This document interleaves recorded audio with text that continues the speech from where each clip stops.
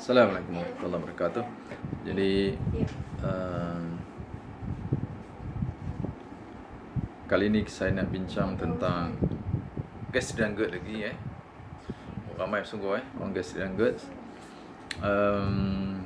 Dalam video saya pun nampaknya banyak views masalah gastric, GERD, anxiety, panic attack dengan masalah angin dalam badan, dalam perut dia. Ini yang paling banyak views lah. Saya pun tak tahu bagi ramai yang kena kot. Kecemasan darah tinggi, sakit jantung, tak berapa ramai tengok.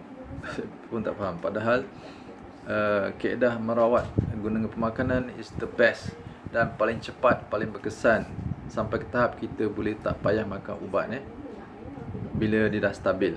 Tekanan, kolesterol, gula semua stabil Okey, tak apa. Itu kita cerita lain kali Boleh tengok dalam video-video yang sebelum ni So kita nak cerita pasal apa nak makan orang gastrik ni.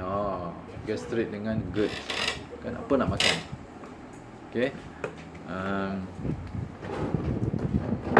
Macam mana? Okey.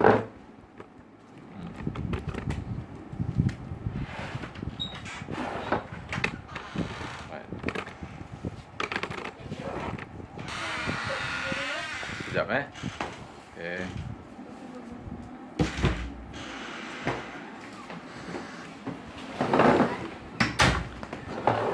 Okey, baik.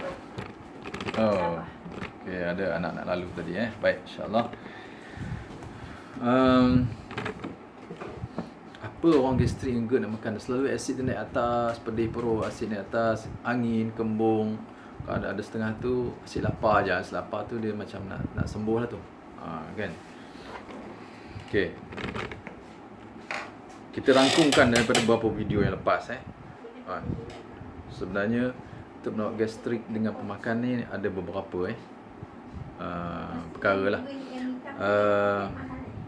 Guna garam alami kan, secubit sebelum makan dan selepas makan.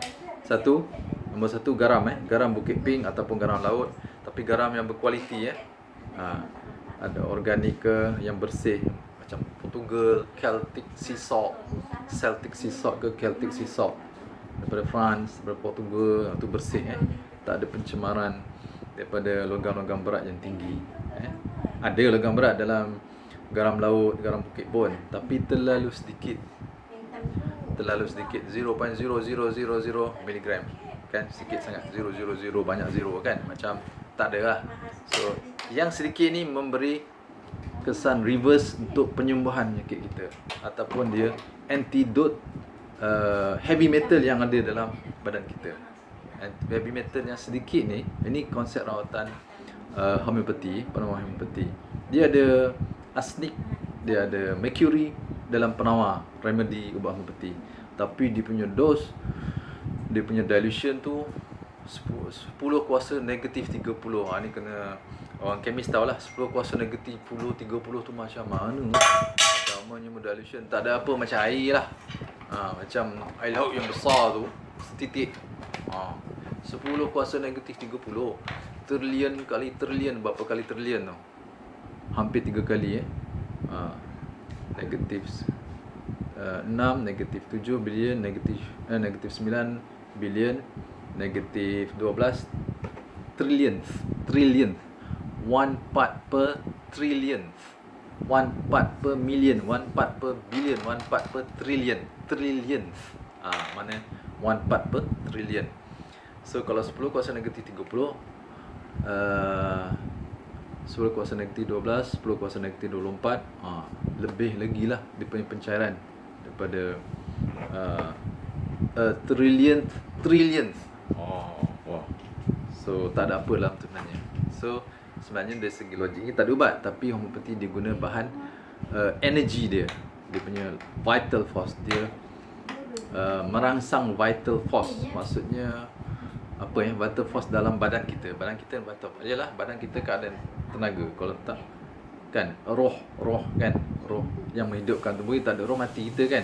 Macam itulah seolah setiap sel pun ada elektrik kan. Seolah begitulah kan. Okey.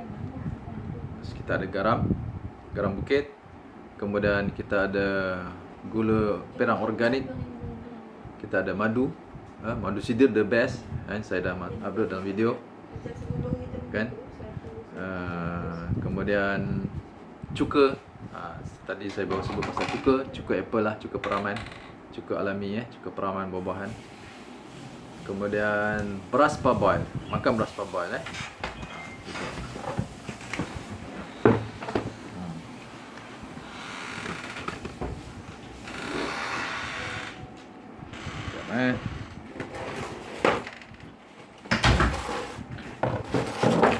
Okey. Beras parboil tukar beras putih kepada beras parboil. Okey, tapi kena air lebih lah sikit. Beras kepada air 1:2 ataupun 1:1.5 tu keras juga, 1:2 ataupun 1:2.5, 1:3 lagi lembut. Lagi teruk gastrik kena lagi lembut nasi supaya digestion nasi tu lebih boleh dihadamkan lah. Jadi tak adalah angin kan. Gitu. Okey, lepas tu air kanji beras parboil. Itu kena minum So garam, gula organik, madu sidir, beras parboil, nasi kita lah. Beras putih kita tukar pada beras parboil. Ini makanan kita. Yang kelima, minum air kanji beras parboil. Air kanji macam mana buat? Kita bubuh air banyak sikit. Biasa kita bubuh 1:2 untuk beras parboil. Kita bubuhlah 1:4 ataupun 1:5 ke. Ini kena test lah kan. Saya pun tak boleh nak specify berapa air banyak nak bubuh kan. Kalau tak pun buat bubuh terus, boleh minum kuah air beras parboil kan. So jadi masa masak nasi tu bila air banyak kan, air dia akan jadi putih macam susu kan. Mungkin dah lebih pada separuh, hampir dah nak masak, 3 suku hampir nak masak. Ambil air kanji tu. Air kanji tu mana air yang warna putih macam susu kan. Masa kami kecil-kecil dulu, mak kami orang tua-tua kan suka buat air kanji beras. Bila kita demam, sakit perut, cerit berit, muntah, tak lalu makan, dia bagi ni. Lepas tu dia bergaram sikit dalam air kanji tu, bergaram untuk bagi energi dan rawat penyakit. Dia akan turunkan suhu badan yang demam, kuatkan perut, dan kita sakit, digestion kita lemah. So kita kena makan benda yang mudah diserap, mudah dihazam. Itulah dia air kanji beras parboil. Bagus juga untuk orang gastrik dan GERD. Minumlah. Tak ada apa nak makan tu. Itu bagi energi, dia ada kanji, karbohidrat yang mudah diserap So ini antara makanan-makanan untuk orang gastrik dan GERD lah kan. Kemudian boleh juga buat apa panggil lah, tepung kacau. Masa kecil-kecil tu ambil tepung gandum, bubuh air dan bubuh gula. Dulu gula putih lah. Sekarang kita makan gula perang organik. Tepung gandum organik, air dan gula perang organik. Sukatan dia ikut taste kita kan. Air tu kita kena buat dia jadi macam bubur lah, lembut lah kan. Dia cair-cair, dia pekat. Taklah, kalau air kurang dia jadi macam kuih lah, macam kuih kasui kan, macam kuih lompang. Jadi kena banyak kita kacau dan letak dalam periuk. Letaklah api sederhana, jangan besar sangat. Sambil kita kacau, sentiasa kacau. Kalau orang nak guna tepung beras pun boleh, tepung beras boleh guna, beras putih kacau. Itu pun boleh juga kan. So tepung gandum organik atau tepung beras campuran gula organik dan air. Kalau nak bagi sedap sikit, bubuh minyak sapi. Minyak sapi organik ada, minyak sapi Arab ada kan. Sekarang ni online ada minyak sapi organik. Saya tengok dekat Shopee lah, Lazada, macam ada Alright. So bubuh sikit je minyak sapi tu kan. Nak bubuh masa sebelum angkat pun boleh. Okay, ini yang manis punya lah, kacang. Ini boleh buat makan, dia cepat absorb. Dia lembut, dia macam dia tak cair sangat, tapi taklah jadi macam kuih. Dia tengah-tengah. Apa nak panggil tu? Kita panggil tepung kacau lah. Tepung kacau bagi kami budak-budak tu selalu makan, sedap. Kalau ada susu segar, good day lah. Saya suruhkan good day. Kalau susu tepung organik susu tepung organik kita dah mula organik sebab makanan ni semua banyak bahan kimia kan. So yang kita syorkan makan organik untuk susu, tepung gandum semua ni lah. Okey, so kita kacau buat ataupun buat lempeng organik. Saya dah tunjuk dalam video kan, pun boleh. Apa yang kita nak makan, sebab ramai orang tanya apa nak makan orang gastrik ke ni bila lapar. Bila dia dah start makanan yang baik dia makan garam, makan madu sidir, dia dah mula tukar beras putih pada beras parboil, dia dah makan cuka yang 3 titis dalam cawan air, setengah cawan air tadi tu kan. Perut dia selalu lapar nak makan. Itu bagus tanda bagus, itu proses nak kesembuhan. So makanlah benda ni, lempeng organik ke, bubur nasi ke, ataupun tadi tepung kacau, tepung gandum kacau, tepung beras kacau. Tepung gandum organik jangan yang tak organik, sebab dia racun glyphosate tinggi. So dia ganggu balik perut kita kan, begitu. Dan satu lagi yang penting juga, sup protein. Sup protein ni sangat penting, sebab protein lah yang digunakan oleh tubuh kita untuk memperbaiki sel-sel rosak, tisu-tisu organ rosak. Macam rumah lah kan, kita buat rumah batu bata kan, mana yang lompong tu kita kena letak batu bata lah kan, yang berlubang-lubang tu batu bata letak. So batu bata dalam sel kita, dalam tubuh kita ialah asid amino. Itu maksudnya asid amino daripada protein. Protein terbina daripada polimer asid amino ataupun rantaian asid amino, beribu-ribu asid amino membentuk satu molekul polipeptida atau satu molekul protein kan. Jadi kita kena makan protein untuk dapatkan bekalan asid amino yang ada 9 jenis yang essential dan ada lagi yang tak essential. Semuanya adalah 18 ke begitu, 20 jenis amino yang kita perlu untuk membina struktur protein structural dan protein functional. Enzim, hormon, neurotransmitter tu functional protein. Otot, collagen kan, kulit, rambut kan, semua ni structural protein, tendon semua kan, kekuatan. So kita perlu enzim, kita perlu protein. Tapi nak makan protein, orang yang ada gastrik, dia masalah nak mencerna, menghadam, menguraikan protein kepada asid amino tu, pada unit-unit asas asid amino. Daripada protein yang besar, kita nak pecahkan ikatan-ikatan antara asid amino jadi satu unit asid amino, peptida satu unit, dan baru kita dapat serap dalam darah dan digunakan oleh sel kita untuk membentuk protein melalui proses gene expression. Ni epigenetik. Nanti kita cerita pasal epigenetik kemudian. Dia menghasilkan protein. Menghasilkan protein ni badan kita boleh kontrol banyak mana dia nak buat. Dia boleh kontrol. Alright. Subhanallah, Allah Ta'ala cipta ni kan sangat sempurna, masya-Allah. Jadi macam mana kita nak makan protein? Sebab nak makan daging tak boleh digest. Makan daging lembu lagilah berapa jam nak cerna kan, 4 jam paling kurang kan. Daging lembu, daging mata yang koreh tu kan, tak boleh. So orang gastrik GERD tak dinasihatkan makan daging lembu atau mutton. Jadi kita kena masak. Cara penyediaan protein tu penting. Jadi kita kena masak secara sup. Kita ambil sup dia. Kalau tak mau makan dia punya isi dia, makan sup. So sup protein ni saya syorkan daging lamb boleh sebab dia lembut dia daging kambing bibiri umur 2 tahun ke bawah, tapi biasanya 8 bulan 10 bulan yang Australia, New Zealand punya tu lah, frozen tu kan. Kita makan yang tu je lah. So buat sup, rebus dalam 45 minit, 40 minit, 50 minit, 60 minit dengan api sederhana. Jangan api besar. Api besar dia akan menukarkan struktur tertiary protein dalam daging tu bertukar kepada struktur quaternary, lagi berbelit-belit, lagi bersimpul-simpul, lagi asid amino tak boleh keluar dalam. So lagi koreh daging tu.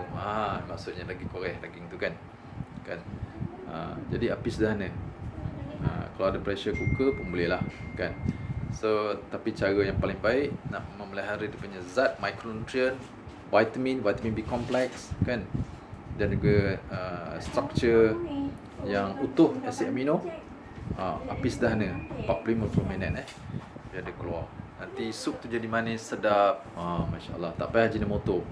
Asid amino tu lah jadi Ajinomoto pada perasa sup kita So, hirup sup tu. Hirup kan.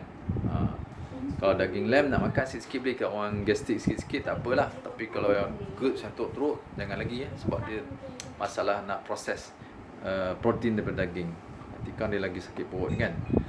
Trigger lagi. Ikan, sup protein daripada ikan boleh. Ikan merah, ikan kembung, ikan selayang, ikan sardin, ikan tongkol, macam-macam ikan boleh ketam, udang pun boleh udang pun boleh. Tapi kalau seafood ni, ikan-ikan, ketam, udang ni, sila rendam dalam air garam dulu, campur sikit limau kasturi. Macam orang dulu dia rendam limau kasturi. So dia akan keluarkan bahan kimia, formalin.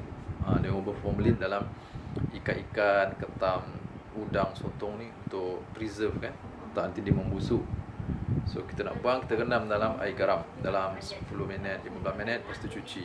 Kalau ikan buang perut dulu buang siang, baru rendam dengan air garam kan.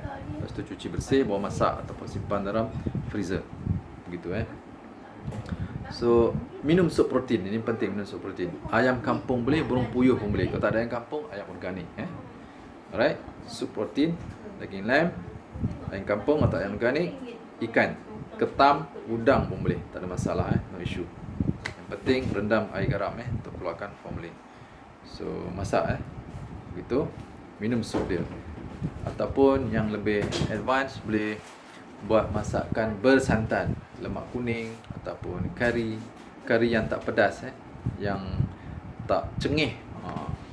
Tak cengih, jadi kita buat kari sikit sebagai perasa.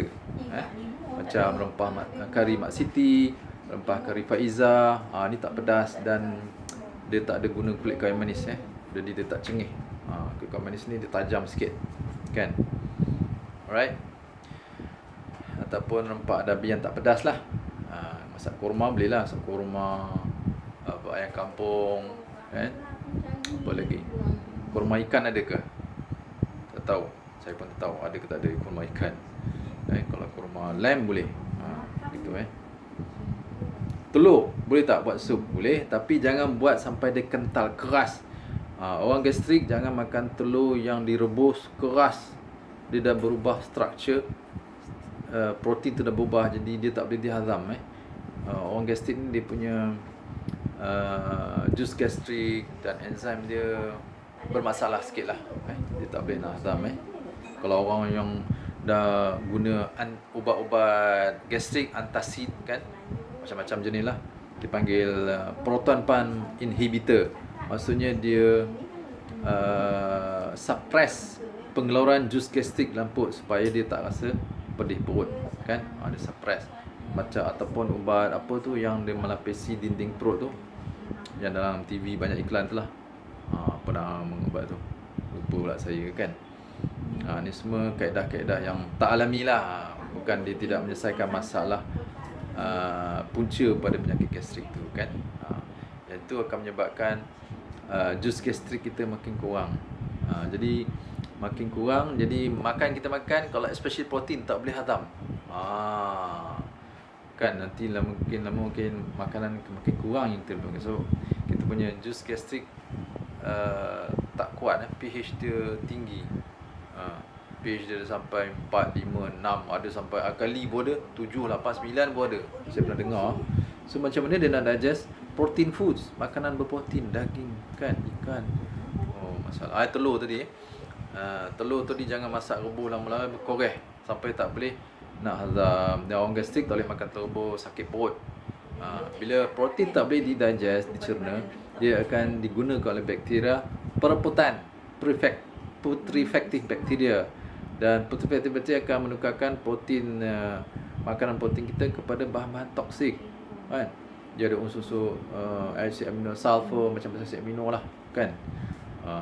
Hasilkan bahan toksik daripada protein sebab bakteria jahat yang gunakan dia. Bakteria jahat dia menghasilkan benda jahat juga.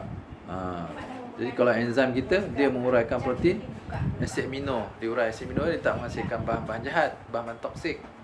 Kan kalau bakteria baik probiotik pun dia tak menghasilkan bahan-bahan metabolit yang jahat, bahan-bahan toksik. Ini berbeza. That's why kita kena jaga betul perut kita ni. Alright. So sup protein penting untuk merawat orang gastrik, tak bagi tenaga, yang sejuk tapak kaki, tapak tangan, okay? Sup protein. Santan sikit-sikit tak apa, dia ada ubat. Sikit-sikit, kalau banyak trigger. Ada setengah gastrik yang mild tu boleh makan santan macam biasa je. Saya tengok yang teruk-teruk ni, yang makan nak meloyu, muntah, itu makan sup protein je dulu. Sup protein yang akan merawat. Alright, insyaAllah yang tu penting. Sup protein. Telur kalau nak makan kena goyang-goyang sikit. Maksudnya jangan masak keras sangat, supaya dia boleh digest. Tapi jangan makan yang mentah. So takut ada bakteria kan, sakit perut juga. So in between, tengah-tengah. Masak tapi jangan keras sangat, biar dia goyang-goyang sikit. Kan? Nak masak telur separuh ke, nak masak lemak kuning ke, biar dia goyang-goyang. Gitu. Nak masak telur dadah, guna minyak zaitun extra virgin kalau nak masak telur dadah. Telur dadah pun goyang-goyang. Telur mata pun goyang-goyang. Jangan keras. Baru dia boleh digest, kan? Tapi kalau orang yang teruk-teruk sangat ni tak boleh makan banyak juga. Kan orang yang teruk-teruk gastrik ni, apa saja makan jadi sakit perut, pedih ulu hati, angin semua. Because dah lah jus gastrik dia lemah, enzim dia pun bermasalah, terganggu pengeluarannya. Kan? Lepas tu dia ada radang dalam perut dia, radang tu macam luka lah, kena air pun pedih kan, macam tu lah. Jadi janganlah terlampau berpantang, ni tak boleh. Kita kena makan komplit, ikut piramid makanan. Protein kena, karbo kena ada, lemak kena ada, vitamin, mineral, antioksidan, anti radang, itulah jadi ubat. Begitu. Okay, so ikut kaedah ni saya dah sebut tadi. So kita wrap up balik. Kita nak habiskan sesi ni. Makanan untuk orang gastrik. Garam bukit secubit sebelum makan, setelah makan, lunch and dinner lah. Dan kalau ada trigger pedih perut pun boleh makan sikit. Boleh makan sikit.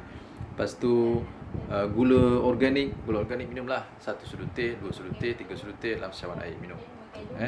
Itu untuk mengelakkan kaki sejuk, tangan sejuk, lemah, dizziness, hypo, tak larat, menggigil. Itu kena makan. Bukannya makan gula menyebabkan kembung, angin. Sebab dia termasuk dalam makanan FODMAP. Apa dipanggil? Fermentable oligosaccharide, disaccharide, monosaccharide, AFP tu apa kita ingat. So bagi teori FODMAP ni, makanan karbohidrat sama ada gula ke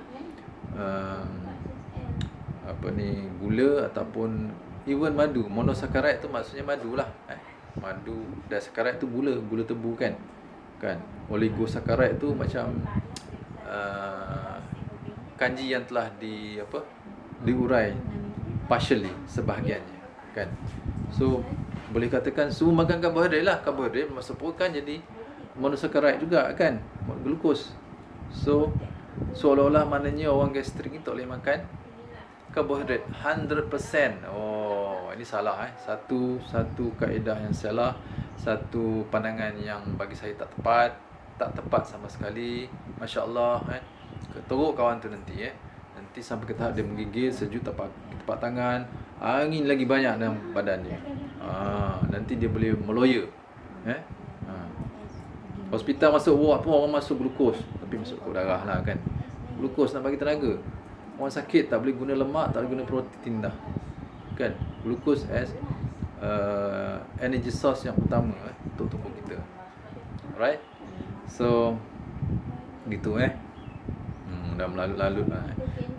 Tadi saya cakap apa tadi garam alami, gula organik, makan sikit-sikit lah sikit-sikit untuk bagi tenaga. Bukanlah makan banyak gula ni 1 sudu, 2 sudu, 3 sudu, 1 kali, 2 kali, 3 kali sehari, ikut keperluan tubuh kita. Yang ketiga tadi sebut madu sidir yang terbaik, makan sebelum sarapan. Masa perut kosong, tak kira lah bila-bila kan. Setengah sudu teh, sebab dia panas setengah sudu teh cukup. Lepas tu cawan dan buah air minum. Lepas tu makan beras putih tukar pada beras parboil. Ini ada zat vitamin B untuk bagi tenaga. Kemudian air kanji dia, buat air kanji, buat air lebih, air kanji beras parboil. Ini boleh buat stok sikit untuk minum. Bila lapar minum, kan.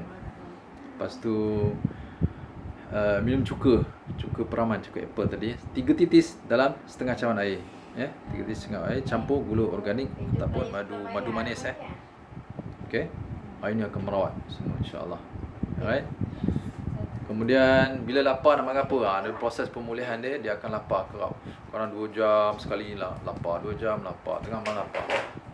Tu kena ada sediakan tepung organik, serbuk tepung beras kan, tepung beras, ataupun boleh beli serbuk tepung brown rice powder, Nature's Own brown rice powder, ataupun brand lain pun ada lah.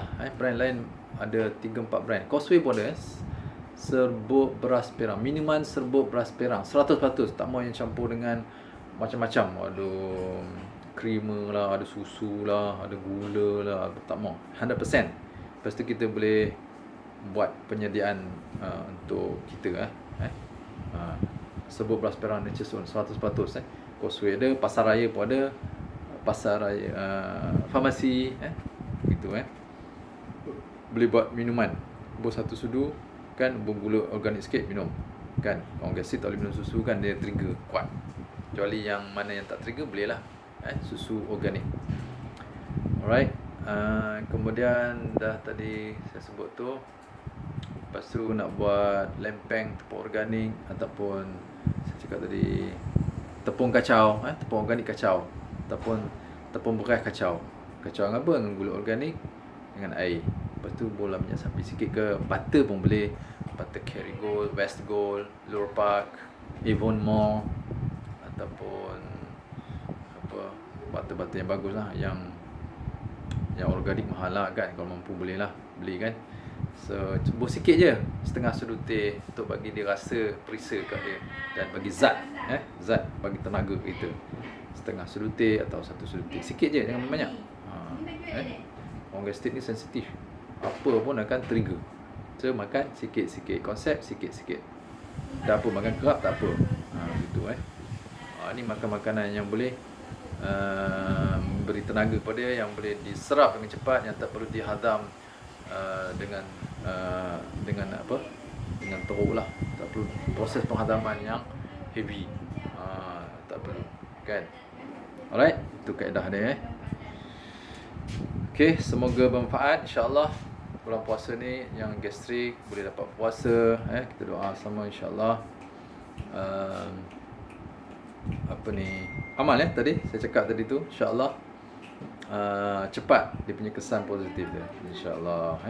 Tapi siapa yang gastrik yang teruk-teruk, GERD yang teruk sampai acid reflux kan, dah teruk sangat, dan perlukan dapat rawatan secara alami, holistik, kaedah diet terapi, dan juga menggunakan saya produk bidara lah. Kita gunakan daun bidara, teh bidara, madu luban, kapsul bawang dayak. Bawang dayak bagus untuk gastrik, dan juga minyak luban untuk sapu perut dia. Sila komen, WhatsApp kat saya, nombor telefon saya akan jawab insya-Allah. Nanti saya akan siapkan satu e-book dari segi senarai makanan yang dia nak makan apa yang dia nak makan. Okey. E-book apa yang nak makan, apa protokol dia yang saya sebut ni, nanti saya buat e-book so lebih nampak jelas Saya rasa protokol tu ada 6 protokol. Ada 6 protokol untuk pemakanan merawat orang gastrik dan GERD. Itu pemakanannya. Herba pun ada include juga kot. Saya ada buat suggestion herba dan cara macam mana nak guna herba untuk merawat gastrik dan GERD. InsyaAllah. Okay, semoga bermanfaat. Okay, sila subscribe, share. Siapa yang belum subscribe, dan boleh share lah kepada kawan-kawan jiran, saudara yang sakit ataupun tak sakit pun semoga bermanfaat sama. Okay, insyaAllah. Selamat puasa. Assalamualaikum warahmatullahi wabarakatuh.